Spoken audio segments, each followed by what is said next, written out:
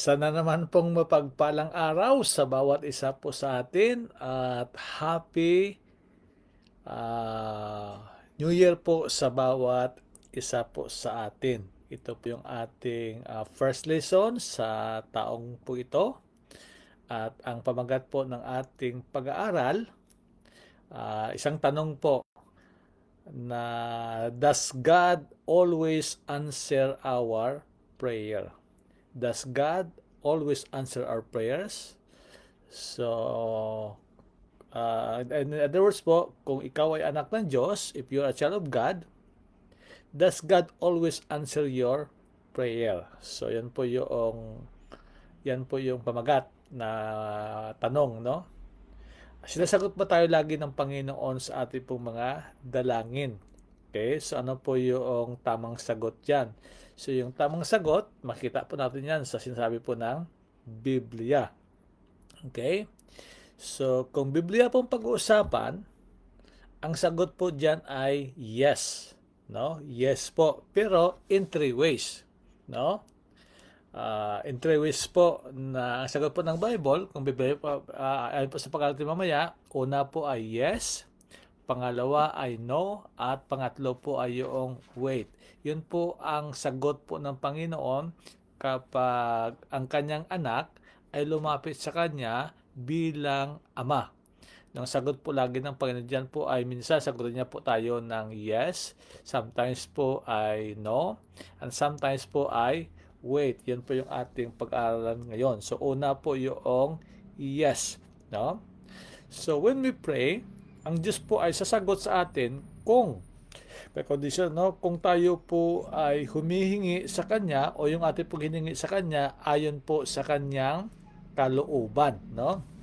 Ayon po sa Kanyang kalooban. At sabi po ng Bible, ang kalooban po ng Diyos ay mabuti, katanggap-tanggap at saka ganap. Sa English po ay good, perfect at saka acceptable, no? So kung tayo po ay manalangin, no, bilang kanya pong mga anak, talagang sasagutin po tayo ng Panginoon yan without shadow of doubt, no? Dahil po yan po ang sabi ng Bible. Tingnan po natin dito po sa First John chapter 5 verse 14, no? Basahin po natin sa translation po na Magandang Balita. Ang sabi po dito sa First John chapter 5 verse 14, sabi dito, ni Apostle John, sabi niya, hindi tayo nag-aatubiling lumapit sa Kanya, sa ating pong Diyos na ating Ama, dahil alam nating ibibigay niya ang anumang hiningin natin kung ito'y naayon sa Kanyang kalooban. So maliwanag po sabi ng Biblia, ulitin po natin, no? Sabi po dito, hindi tayo nag-aatubiling lumapit sa Kanya dahil alam nating ibibigay niya ang anumang hilingin natin kung ito'y, anumang ating hilingin, no? Kung ito'y po naayon sa Kanyang kalooban. Kung basahin din po natin sa translation po na ang salita ng Diyos, sabi po dito, sa translation po ng salita ng Diyos, sabi po dito, ng salita po ng Diyos, okay, sabi po dito, verse 14, ano? Sabi dito, ito ang kapanatagan natin sa paglapit sa Diyos, no? Yung Diyos po, kapag tinanggap po si Kristo, ay hindi mo lang siyang Diyos. Sabi po ng Bible, siya po yung ating Ama na nasa langit. Ang sabi po dito, ito ang kapanatagan natin sa paglapit natin sa Diyos.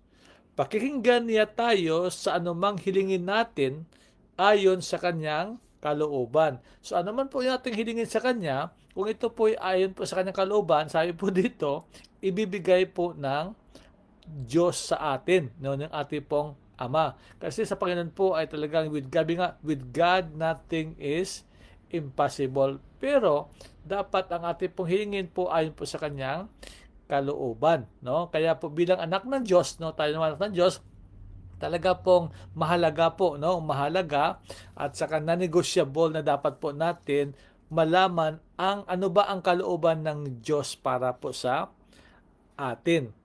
At kaya ang tanong, paano natin ngayon malaman yung kalooban ng Diyos para sa atin. Para kapag tayo po ay humingi sa Kanya, hindi po tayo humihingi ayon po sa ating sariling kalooban lamang, kundi dapat ayon po sa Kanyang sariling kalooban, which is good, which is perfect, at which is acceptable.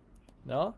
Kaya kung ako po tanungin mo, if you ask me, ano ang definition ko patungkol po sa masasabi ko na yung the greatest success, no? Para sa akin po, masasabi ko na ang isang tao ay talagang siya po ay very successful, no? Hindi po yung ayon po sa alituntunin ng mundo. Kasi sa mundo po, ang success sa kanila, mayaman ka, matalino ka, sikat ka, may posisyon ka, may power ka. Yan po yung success ayon sa batayan po ng mundo. Pero yung batayan po ng Diyos ng pagiging tunay na successful po, number one is to know or to find out kung ano pong kalooban niya sa atin. Pangalawa, at ito po yung ating ginagawa. Yan po ang tunay na success as far as God is concerned. Una is to find His will in our lives at saka yan po yung ating ginagawa. Okay, so tanong, paano po natin malaman ang kalooban ng Diyos, no? So, kung Biblia pa pag-usapan, sabi po ng Bible, no, the only way for us to know the will of God sa ating po mga buhay is through the Word of God. Kaya nga sabi po sa Psalms 119 verse 105, your Word is a lamp to our feet and a light to our path. So, the only way for us to know the will of God ay sa pamagitan po ng kanyang salita. Dahil po ang Diyos at ang kanyang salita at ang kanyang kalooban, kung Biblia pa pag-usapan, iisa lang yon. Kaya if you want to know who God is at saka yung kanya pong kalooban, kailangan po natin talaga basahin, aralin, no? At saka bulay-bulayin, i-memorize at saka isa pamuhay po natin ang kanya pong salita. Dahil po ang Diyos at ang kanyang salita at ang kanyang kalooban, hindi po yan ay magkahiwalay. Iisa yon. Kaya nga, if you want to know kung ano po yung, o kung sino po ang Diyos at sa kanyang kalooban para sa atin, okay, ay basahin po natin ang kanya pong salita because His Word, which is the Bible, natin pinapag-aralan, ito po ay kanyang written revelation para malaman natin kung sino siya, anong ginagawa niya, yung mga ways po niya, at saka ganun po ang kanyang kalooban. So yan po yung yan po yung unang sagot ng Panginoon, no? So ang tanong kanina, does God always answer our prayers? Yes. If, mayroon po kondisyon, no? If, at ang ating panalangin ayon po sa kanyang kalooban. And we know His will sa ating pong mga buhay kung ating pong binabasa ng seryoso talaga. That's why we need to read the Bible. We need to study the Bible seriously. At saka hindi lang, dapat iyan po yung ating pagbulay-bulayin araw at gabi. At kailangan din minsan po ating pong i-memorize. At higit sa lahat po, ito po yung ating isa pamuhay araw-araw. Dahil po sabi nga po natin kanina, yung Diyos at ang kanyang salita at ang kanyang kalooban, ito po ay isa. So, yan po yung una, no? So, yan po yung una. At saka yung will niya kanina, sabi ko kanina doon sa Romans chapter 12 verse 2, ang will po ng Panginoon ay ito ay mabuti, ito po ay katanggap-tanggap, at ito po ay perfect. Yan po ang will po ng Panginoon. Pangalawang sagot po ng Panginoon sa ating pong mga dalangin, kung ikaw ay anak ng Diyos, ay minsan po, ang sagot po niya sa atin ay no. No? Kung tayo po ay no sagot niya, kung tayo po ay humingi sa kanya na hindi po naayon po sa kanyang kalooban, no? Alam po natin, no? Kung ikaw ay isang magulang at mahal mo ang iyong anak, hindi naman lahat ng hinahingi po ng anak natin ay ibinibigay natin. Pag mahal na mahal mo anak mo, hindi lahat na ibibigay natin. Bakit po? Kasi hindi naman lahat na hinihingi niya ay makakabuti sa kanya. Like for example, yung anak mo na 7 years old, no, hingi po ng laruan. Kaya lang gusto niyang laruan ay kutsilyo o saka baril. Ibibigay ba natin yon? Kung mahal mo yung anak mo, hindi mo talaga yan ay ibibigay, no? So yan po sabi po ng Bible, no? Sabi po ng Bible, kapag hindi po ay makabuti po sa atin, hindi po yan ay ibibigay po ng Panginoon. Kaya ito po nalaman natin kapatid to, no?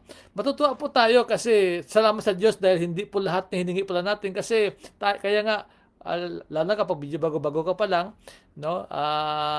Akala natin ang hiningi natin ay kalooban ng Diyos, hindi pala 'yon. Kaya nga we have to know. That's why the only way to know the Word of God, sabi ko kanina, dapat talagang lagi po nating binabasa, inaaral, binibulay-bulay, minimemorize ng mga pangako niya at saka higit sa lahat po, isabuhay po natin sa ita. Dahil doon po natin malalaman po ang kanyang kalooban sa ating mga buhay. Ito po sabi po dito sa James chapter 4. Simulan po natin sa verse 2. Sabi po dito, basahin po natin sa magandang balita na translation. Sabi po dito, magandang balita, sabi po dito, James chapter 4 verse 2, sabi po, nasalita po ng Diyos, meron kayong minimithi, ngunit hindi ninyo makamtan, kaya't papatay kayo kung kailangan. Mapasa inyo lamang iyon. May mga bagay na gustong-gusto ninyo, ngunit hindi ninyo maangkin. Kaya kayo'y nagkakagalit at naglalaban-laban. Hindi ninyo nakakamtan ang inyong minimithi dahil hindi kayo humihingi sa Diyos. So, kaya makita po natin dito na yung being prayerless pala, yan po ay kasalanan. So, the reason sometimes po na hindi po tayo nakakatanggap dahil hindi po tayo humingi po sa Panginoon. Okay, verse 3 naman, sabi dito, at humihingi man kayo, wala rin kayong natatanggap. So, kapag prayerless ka, wala kang matatanggap. Pero sabi po dito, pero kung ikaw po ay prayerful ka, hindi mo rin matatanggap kung ang paghingi mo sa Panginoon hindi po ayon sa kanyang kalooban. Sabi po ito, at humingi man kayo, wala rin kayong matatanggap dahil hindi tama ang inyong layunin. Humihingi kayo upang mapagbigyan ang inyong kalayawan. So kapag ang ating pong mga prayer request po sa Panginoon ay pansarili lamang, no? Ay sabi po ng Bible, hindi po yan ay ibibigay po ng Panginoon. Okay? So, pag hindi po nakakabuti po sa atin, para po yung magulang po natin, ang ibibigay po lang niya yung makakabuti po sa atin kasi ang Diyos po natin ay mabuti. Dahil po siya may buti, mabuti po ang Diyos, ang ibibigay po niya ayon lamang po sa kanyang karakter which is pagiging mabuti. So, ganun din po yung ating mga magulang. Pag ang magulang natin ay mahal na mahal tayo na magulang, hindi po lahat na hiningi po natin, alam po natin yun, hindi niya po ay ibibigay yun, no? Ganun din po tayo, hindi rin po natin lahat ibibigay yung gusto po ng ating mga anak kung ang hiningi niya po ay hindi po nakakabuti po sa kanya. Yan po yung asking for wrong motive po ng ganun. Pangalawa naman, kaya sagot po ng Panginoon sa atin ay hindi dahil mas higit ang kanyang mas higit po ang kanyang gusto kaysa hinihingi natin. Para bang ito, himihingi tayo ng ganito. Pero sabi ng Panginoon, ang gusto kong ibibigay, mayroon ako ibibigay na mas higit dan sa iyong hinihingi. So, sabihin po, ang po ito na God answers our prayer na no po because He has something much better. No? Answer to our prayers po na ganon. Ang tawag ko po dito ay God over answer our prayers. Na kaya sabi niya hindi kasi ang ibibigay niya sa atin ay masigit doon sa ating mga hinihingi, no? So kaya alam mo, kami po talagang ayun po isa sa mga testimony po namin na Lord, salamat dahil hindi mo tinugon yung aming gusto, bagamat ito ay ang gusto namin, pero sinagot mo kami. Pero ang sagot mo sa amin, Panginoon, higit sa aming kagustuhan. Kaya praise the Lord. No? So ito po gano'n, para di po tayo magtampo po na sa Panginoon. Pag alaman po natin kapatid ito, yung mga answer po ng Panginoon sa atin no, matutuwa po tayo kapatid kasi pag sinabing no, ibig sabihin hindi makabuti sa atin. Pangalawa, ibig sabihin pala noon, mas higit pala yung gusto ng Panginoon para sa atin. Dahil ayaw po ng Panginoon ang matanggap natin yung mga yung hindi po makabuti sa atin. Gusto niya yung mabuti, katanggap-tanggap, kalugod-lugod, at saka perfect ang ibibigay po sa atin ng Panginoon. Makita po natin yan dito po sa Ephesians, no? Ephesians chapter 3 Tingnan po natin. No, verse 20. Sabi po dito, Ephesians 3 verse 20. Sabi po ng St. Apostol, sabi niya, sa Kanya na makagawa ng higit pa kaysa maaari nating hilingin at isipin. Yan po sabi po ng Panginoon. Ito ang favorite ko lagi na when God answer our prayers, no, ay kaya niya po na sagutin yung ating mga panalangin higit pa sa ating hinihingi. Ito sabi dito, sa Kanya na makakagawa ng higit pa kaysa maaari nating hilingin at isipin. Kasi ang Panginoon po, kapag siya po tumugon sa ating mga dalangin, ang gusto niya, maluwalhati siya. No? Kaya ang ibibigay niya sa atin, yung higit pa sa ating mga hinihingi para masabi talaga natin na talaga kay buti po ng Panginoon. Ganun po kabuti ang Diyos at mapagmahal po ang Diyos na kapag tayo po magdalangin sa Kanya, no, pag sinabi niyang no, ibig sabihin po diyan, wag tayo ma-discourage. Pag sinabi niyang no, isipin natin ay hindi pa kabuti pala sa akin yan. Pangalawa, alam ko na ang Panginoon ay higit pa ang kanyang ibibigay kaysa akin. So ano man po yung hiningi po natin, marami po tayong mga hiningi po sa Panginoon. Wag tayong magtampo, kapatid, no? Hindi, dapat po tayo mag-rejoice kasi ang una, hindi makabuti pala sa atin yan. Mapasama po tayo, no? Pangalawa, ang ibigay sa ng Panginoon, masigit doon sa ating mga hiningi. No? So, kaya ito po yung gano'n na maging ang no po nandiyan po ng Panginoon, magpasalamat po sa Panginoon. Ito po, sabi din po dito sa 2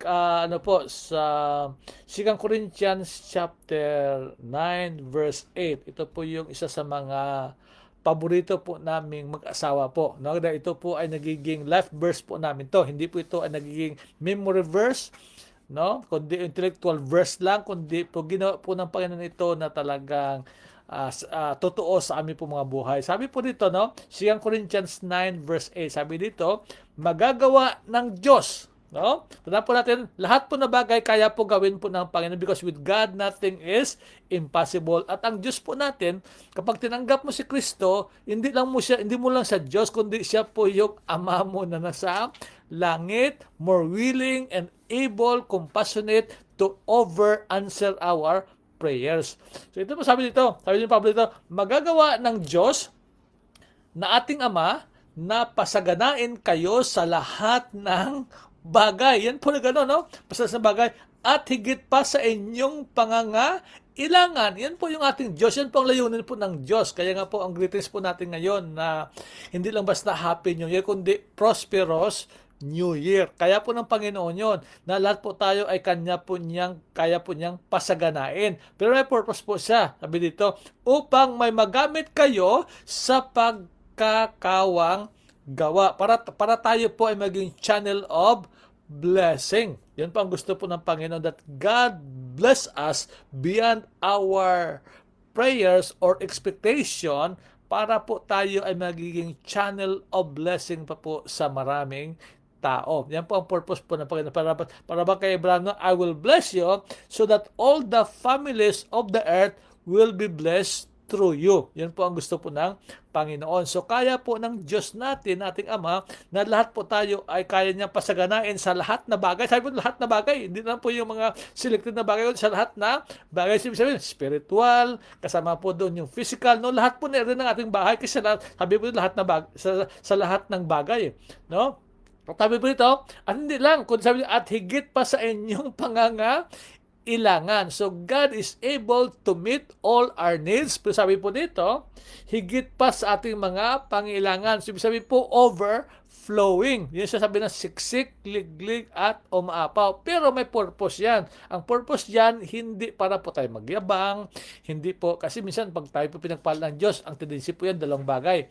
No, minsan po ay magyabang ka. Minsan naman, pag napagpala ka na, nakakalimot po sa Panginoon. No, dapat po pag pinagpala ka sa Panginoon, lalo po tayo magpakumbaba, magpasalamat sa Panginoon, at saka dapat po magiging channel of blessing po tayo doon sa mga tao na gusto pong abutin po ng Panginoon. So yun, no? So yan po yung pangalawang answer po ng Panginoon, yung word na no. Okay, yung word po na no. Ibig sabihin ng no, hindi makabuti sa atin. Okay? Dahil mahal na tayo, hindi niya ibibigay yun. Pangalawa po, ibig sabihin po, mayroon po sa mas maganda ang plano na ibibigay po sa atin. Sa aming kapatid, talagang maraming bagay na nangyari po sa amin yun. Ito yung gusto namin, pero ang sagot po ng Panginoon, higit karamihan po namin panalangin higit lagi sa kanya, sa amin pong mga hinihingi dahil po ang Diyos talaga ay napakabuti sa kanyang mga anak. Kaya pangatlo po, ito po yung medyo sabihin na kayo na pangatlo po, ito po yung medyo mahirap po sa atin, no? Lalo na po sa ating panahon, yung word po na wait, no? Dahil po sa panahon po natin ngayon, nauso po dito ngayon yung mga instant coffee, yung mga instant mommy, yung mga instant na pagkain po ng ganon. So para kaya ang mga tao po ngayon parang hindi na po sila ay hindi na po sila parang nakapaghintay yung word po na wait. So, doon po yung instant gratification. Kaya makita po natin, mayroon pong instant marriage, tapos pagkatapos ng instant marriage, pero namang instant divorce po ng ganon. So, yun po yung ating generation po sa ngayon. Okay? So, kaya po, maganda po ang sabi po ni Haring David, no? So, ibig sabihin po, kaya wait po ng gano'n, ibig sabihin ng wait po doon, ibig sabihin, hindi pa na sa tamang panahon. Kaya, kasi ang Panginoon po, kapag nagbigay po sa atin o nasagot sa atin, hindi po base sa ating sariling kalendaryo. No? Lagi po, mayroong kalendaryo po ang Panginoon. At ang timing po ng Panginoon, sabi ng Bible, He makes all things beautiful in His time. Hindi po ayon po sa ating time. Iba po yung time natin, at saka iba din po yung time po ng Panginoon. At yung time niya, lagi pong perfect yan at saka beautiful ang mangyayari. Pero yung timing po natin, minsan saka magmamadali po natin, no? Gusto natin pinapakunan ng Diyos. Kaya mayroon po tayong maganda po example po sa Bible dyan, no? Diba, alam po natin si Abraham, no? Si Abraham, nangako pong Panginoon na siya po ay magkakaanak. At ang kanya pong mga lahi ay magkatulad po ng kasing dami ng yung mga buhangin sa dagat. Pero hindi po sila nakapaghintay. Kaya ano nangyari po? So ngayon, tinulungan po nila ang Diyos o pinangunahan po nila ng Diyos. Tapos sabi ni Sarah, Abraham, yung aking alipin, okay, para tayo magkakaanak. So sumunod po si Abraham kay Sarah po nagkaroon. So alam po natin yon na nung sila po nagkaroon po ng anak, okay, through Hagar po ng ganon, ang pangalan po niya ay si Ismael. Tapos naman, after that, nagkaroon din po sila talaga sa anak. Kasi nangako po Panginoon sa kanila, no? Na kahit po matanda na si Abraham, si Sarah, matanda na, baog pa, pero nagkaroon pa rin po sila anak, no? Na ang pangalan po ay Isaac po ng ganon. Tapos kita po natin dito ngayon, nung sila po ay medyo, si Ismael, medyo binatilyo na, medyo tawata po ng ganon. Lagi po sila nag-aaway po, inaaway po lagi, binubulay po lagi ni Ismael si Isaac po na ganoon. So nagalit po si Sarah kasi siyempre anak niya po si Isaac eh. Tapos binubulay po ni Ismael na hindi niya naman yung tunay na anak si Ismael po ng ganon. Kaya yun, inutosan na naman ni Sarah na palisin mo yung si Hagar, yung aking slave na ganon, at pati yung kanyang anak na anak mo ng gano'n. So, kasi lagi po sila nag-away po ng gano'n. So, anong makukuha po natin dito? Okay, dahil po sa kanilang inip, hindi po sila makapaghintay po sa Panginoon. So, anong nangyari po ay hindi po naging maganda po, no? Lumayas si Hagar, tapos Ismael po na gano'n. So, ang consequence po kapatid, hanggang ngayon, yung mga Arab country po yan, bakit hanggang ngayon po sila nag-aaway-away lagi?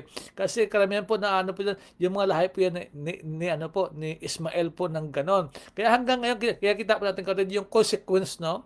Ang consequence po from generation to generation, dahil po si Abraham at si Sarah ay nainip po sila at hindi po sila makapaghintay sa perfect na timing po ng Panginoon sa kanila na sila po ay magkakaanak. So, lesson po makuha po natin dito, ito po minsan, mayroon po tayong mga hinihingi, no? At wag po natin bigyan po ng time ang Panginoon. No? Wag po tayong magmadali, no? Kasi ang Panginoon po, kapag talagang timing na yon, talagang ibibigay po ng Panginoon sa atin. So, we just trust sa ginagawa po ng Panginoon, no? Hindi ibig sabihin po na wala po tayo nakikita na para sometimes kasi discourage po tayo, no? Nagpipray po tayo, tapos ang nakikita po natin parang opposite ng ganon, no? Kaya minsan po ang ano po, yung magandang kantahin po natin yung Tagalog na alam kong may ginagawa ang Diyos at alam kong may magagawa ang Diyos. Kaya kapag medyo nainip po tayo sa paghihintay, lalo na po sa ating mga prayer, parang opposite po yung nangyari. Para habang tayo nagpipray, lalo nagfa-fasting ka pa, tapos para ang nakikita ko, parang nagkikiting worse, no? Pero hindi ibig sabihin po na wala ka nakikita, wala pong ginagawa po ang Panginoon. No? Kaya maganda po yung kanta po na alam kong may magagawa ang Diyos kung ako ay magtatapat at susunod sa Kanya, alam kong may magagawa ang Diyos. Totoo yung kapatid. Tapos nagdagano pa, alam kong may ginagawa ang Diyos. Kahit wala ka man nagkikita na tangible po na resulta, mayroon pong ginagawa po ang Diyos. No? Yan po ang sabi po ng Biblia. So, dala po, baala. Dapat malaman po natin na kahit wala tayo nakikita, wala tayo parang physical po na resulta, kapag nainip ka po ng ganon, okay, at gusto mo na pangunahan po ang Diyos, no, kumanta po tayo ng alam kong may ginagawa ang Diyos kahit wala pa ako nakikita, at saka alam kong may ginagawa ang Diyos, no? At saka dahil nangako pang Diyos, ayon po sa kanyang kapanahunan, tiyak kapatid, yan po ay kanyang tutugunin sa atin. So wag po natin gayahin po si Abraham na pinangunahan po niya ang Diyos, kaya po ang nangyari, hanggang ngayon po ang resulta ay hindi po naging maganda. Ganon din si King Saul, kung mabasa po si King Saul, no? Dahil pinangunahan niya po ang Panginoon, ayaw po niya maghintay kay Samuel po ng ganon, kaya po ay nawala po sa kanya yung kingdom po ng Panginoon sa kanya. So, kumbaga po, marami po sa Biblia po doon na once na tayo po ay nagmamadali, no, we are not willing to wait, dapat we have to dapat po tayo ay talagang matuto pong maghintay po ng ganun. Kaya one of the fruit of the Holy Spirit po ay patience, no? Kailangan po natin ng patience po na to wait ng ganon. So kapag wala pa, ibig sabihin po doon, kumanta lang tayo, huwag tayo mainip na. Imbis na mainip ka, i-convert po natin yung inip natin ng kanta, yung kanta po na maawitin makalangit. Alam kong may ginagawa ang Diyos. Alam kong may ginagawa ang Diyos o magagawang Diyos. Kung ako'y magtatapat sa Kanya ay susunod. Alam kong may ginagawa at magagawa ang Diyos. Yun ang kapatid, no? Kaya maganda po yung sabi po ni David po dito. Punta po tayo kapatid dito po sa Psalms 40. Psalms 40. Basahin po natin sa translation po na ang salita ng Diyos. Ito po sabi po ni Haring David. No? Psalms 40 verse 1. Sabi po ni David po dito, Psalms 40 verse 1, sabi dito, basahin po natin sa ang salita ng Diyos, no? Sabi po dito, ako'y matyagang naghihintay sa Panginoon at dinidinig niya ang aking mga daing. Maganda po sa English, sabi po doon, I waited patiently kay Lord, no? Sa Panginoon. Sabi dito, at dinidinig niya ang aking mga dalangin. So, yun po kailangan po natin ngayon. Lalo na po kaya nga we have to pray also na bigyan po tayo ng Panginoon po ng pagtatyaga. Kaya one po, the fruit of the Holy Spirit po yung pagtatyaga. Kaya ang prayer po natin ngayon, Lord, fill me with your Spirit. At one of the proof na ikaw ay talagang puspos sa itong Espiritu, the Holy Spirit will give us patience, will give us perseverance po ng ganun para hindi po natin pangunahan po ang Panginoon. Okay, so last verse po tayo. Dito tayo mag-last verse, no? Last verse po tayo dito po sa sa James chapter 5. Maganda po sabi po doon si James po, James chapter 5 verse 7. Maganda po sabi po ni James dito. Ito po yung ating last. Sabi dito, consider po ito yung mga manampala. Sabi niya, mga kapatid, maging matyaga kayo hanggang sa pagdating ng Panginoon. No, ito, maging matyaga na po tayo hanggang sa pagdating po ng Panginoon.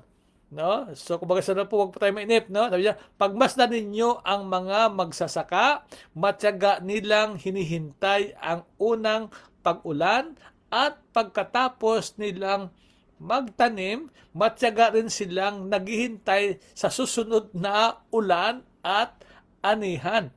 Okay? Dapat din kayong magtiyaga. Tibayan ninyo ang inyong loob dahil nalalapit na ang pagdating ng Panginoon. Di ba sabi ng Bible, those who endure to the end, yun po yung maliligtas. Kaya sabi po dito, ito po yung exhortation po ni James, no, sa mga believers. Kaya sabi niya, mga kapatid, maging matyaga kayo hanggang sa pagdating ng Panginoon. Okay, ito po kailangan po natin. Tapos, nabigyan po sa example po dito, katulad po kay Job. Sabi po sa verse 10, sabi niya, tularan ninyo ang pagtitiyaga at pagtitiis ng mga propeta na mga tagapagsalita ng Panginoon. No, tularan din po natin yung mga propeta po, marami po, no? Tapos verse 11, hindi ba't itinuring nating mapalad ang mga taong nagtitiis? So yung mga taong matyaga at nagtitiis po ng gano'n, ang tawag po sa kanila ng Panginoon, sila daw po yung mga mapalad. So yung hindi matyaga at mapagtiis, ang tawag po sa kanila, hindi po mapalad. Ang tawag po sila ay walang palad, kapos palad, sawing palad po sila. Tapos, ito pa sabi daw, alam nyo ang tungkol sa pagtitiis ni Job. Di ba si Job po, makita po natin talaga ibang klase kanyang pagtitiis, na wala po yung kanyang instant po, na wala po yung kanyang mga mahal sa buhay, yung mga anak niya, tapos yung kabuhayan niya, tapos yung health po niya. Pero sabi po dito, at alam din ninyo kung paano siyang tinulungan ng Panginoon sa bandang huli, sadyang mabuti at mawain ang Panginoon. Di ba si Job, no? Instant po na wala po sa kanya yung una, yung mga anak niya. Pagkatapos po yung kabuhayan niya. Wala talaga lahat doon. Sabihin po ng gano'n. At tapos yung health po niya, isa lang po yung natira po sa kanya, yung kanyang asawa po ng gano'n, na nagsabi sa kanya, until now, you still hold your integrity. Bakit hindi mo supain ng Diyos at namatay ka? Okay? Pero hindi po pinatulan po ni Job yung kanyang asawa. At nangyari po, nagtiyaga po talaga siya, na natili po siyang tapat po sa Panginoon. So, anong nangyari po sa kanya? Alam po natin, Job chapter 42. Dinoble po ng Panginoon yung pagpapala sa kanya. Yung lahat na nawala po sa kanya, yung anak niya, dinoble. Tapos, yung kabuhayan niya, dinoble. Tapos, di ba nakasakit po siya? Nagkaroon po siya ng perfect health po na gano'n. So, gano'n kapatid. Kaya kapag tayo po ay naging matyaga, ano po natin, talaga, yung parang yung kasabihan, kapag may tiyaga, ay meron pong nilaga. Yan po yung pinakamaganda sa lahat ng gano'n. So, kaya we just pray, Lord, fill me with your spirit. Kasi kung tayo lang kapatid, our flesh ay lagi pong nagmamadali yan. Gusto ng flesh yan, instant lagi. Kaya nga may instant coffee, mga instant food po ng gano'n. Okay?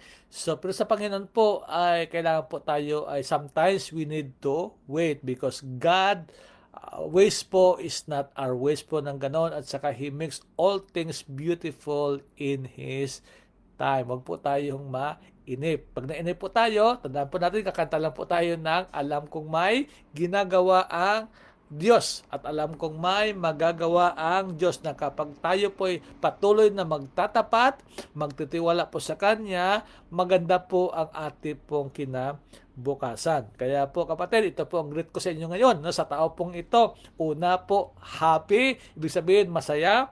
Pangalawa po ay prosperous, ibig sabihin po ay masagana. Pangatlo po ay fruitful, ibig sabihin po maging mabunga.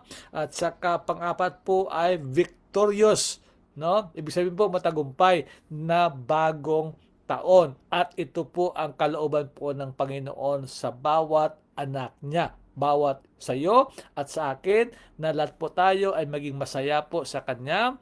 Lahat po tayo ay maging masagana.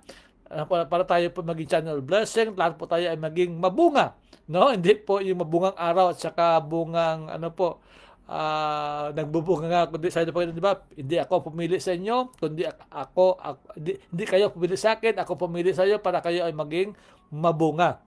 Tapos maging victorious po tayo lahat. Kaya nga po kapatid, ulit, greeting ko po sa inyo, happy or joyful. Mas maganda sa joyful, tapos prosperous, fruitful, at saka victorious New Year po sa bawat isa po sa atin. Sige po, tayo po manalangin. Hallelujah. Panginoon, maraming salamat sa iyo. Tunay na ikaw po ang Diyos na aming Ama dahil sa aming pagtanggap sa aming Panginoong Jesus. At ang kalooban mo sa bawat isa sa amin ay mabuti, katanggap-tanggap at perfect, Panginoon, for your glory and honor, Panginoon. Kaya Lord, I pray, Panginoon o God, na sa taong ito, Panginoon o God, yung aming pong napag-aralan ngayon at narinig sa iyo, na ang gusto mo sa amin lahat kami ay magiging masaya sa iyo. Ikaw po yung aming na magiging kasiyahan, Panginoon o God. At ang bawat isa sa amin, Panginoon, lahat kami ay magiging